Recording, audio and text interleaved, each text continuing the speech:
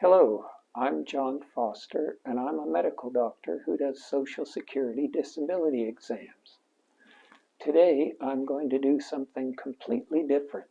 I'm going to talk to patients who are going to have a Social Security disability exam instead of who I normally talk to, which is doctors who do the exams.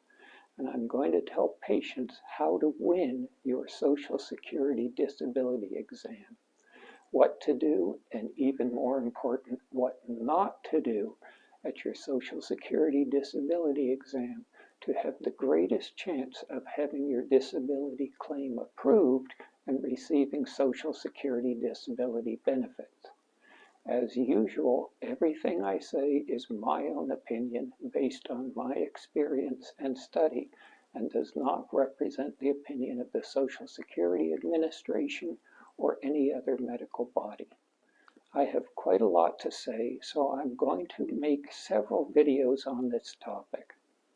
First, what is a Social Security disability exam, or as Social Security calls them, a consultative examination? It's an exam of a patient applying for Social Security disability by an independent doctor, a doctor who's not a Social Security employee. And it's one piece of the evidence that Social Security may use when deciding on a disability claim. When a person applies for Social Security disability, they fill out a long questionnaire and have all medical records possible sent to the Social Security Administration. The Social Security Administration has disability experts review those items, and often they can decide if somebody qualifies for disability or doesn't qualify without an examination.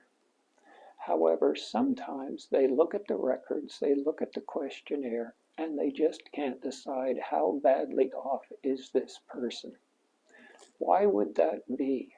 Well, the number one reason is lack of medical records. Many people applying for Social Security disability don't have health insurance and aren't able to see a doctor regularly, and that makes it difficult for Social Security to determine how badly off they are. Some of the people are even homeless, which makes getting records even more difficult. Another reason could be that the records are confusing or unclear. For example, suppose a patient's seen two different doctors, and one doctor says the patient has no trouble breathing, and the other doctor says the patient gets short of breath just walking across the exam room. In that case, Social Security doesn't know who to believe. A third reason can be the need for re-evaluation. After several years of receiving benefits, sometimes the Social Security Administration will wonder if the person has gotten better, and they'll send them for an examination to see if they're the same as when they started receiving benefits, worse, or better. Now, I explained that I and other doctors who do disability exams are not Social Security employees. And that means that we have no incentive to say that people are better off or worse off than they actually are. Basically, I call them as I see them. You'll hear some people say on the internet that doctors such as myself are only hired by Social Security to say that there's nothing wrong with the applicants. That's nonsense. I have never been pressured by the Social Security Administration in any way to say that a particular patient was better or worse than what I'd put in my report. It's also important to understand that the doctor doing the consultative examination does not make the final decision on your Social Security claim. His report is just one of the pieces of information Social Security uses to make a decision on the claim. Also, unlike a typical doctor's visit, It's not an exam to diagnose or treat you. For example, the doctor doesn't order tests, prescribe medicine, or give medical advice. It's also different in several other ways from a typical doctor's history and examination. Most importantly, it's what we call a functional exam. What the doctor is trying to determine is what work-related functions can the patient do, and can do but with difficulty. And it's important that these functions are work-related. There are many diseases and conditions that cause problems for a patient, but those problems are not work-related. And for a Social Security disability exam, they aren't very important. For example, high blood pressure can be a serious problem that can cause many medical complications, but high blood pressure doesn't prevent someone from working. Likewise, erectile dysfunction can be a terrible bother for a patient, but it doesn't interfere with the ability to work and therefore is not relevant for a Social Security disability claim. The general work-related functions that Social Security wants to know about, and I've listed them in the description of this video, are the ability to sit, stand, walk, lift, carry, handle objects, speak, travel, understand, remember, concentrate, persist, interact socially, and adapt. And you'll notice that about half of them are mental and psychological, and about half are physical.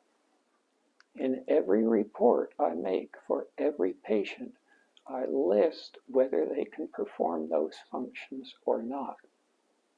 They're not the only functions. There are other functions such as the ability to hear and the ability to balance, but those are the ones Social Security considers very important. Another unique feature of a Social Security disability exam is that we focus on the present.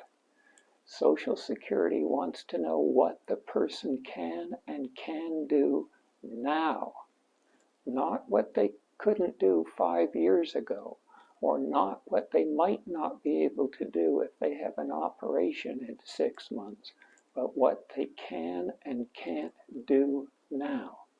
And here's my first tip. Focus on the now. I see a lot of patients who begin by telling me about their past or what they think will happen in the future, and that's not very helpful. Okay, so I've told you what a Social Security consultative examination is. Now I'm going to begin by telling you how to get ready for your exam. And the first thing is how to dress. In general, patients do not undress for a Social Security exam, so it's important to wear clothes that the doctor can properly examine you while you're wearing them. The best clothes are loose. If it's cool, I recommend a sweatsuit, sweatshirt, and loose sweatpants. If it's hot, the best thing to wear is a t-shirt and shorts.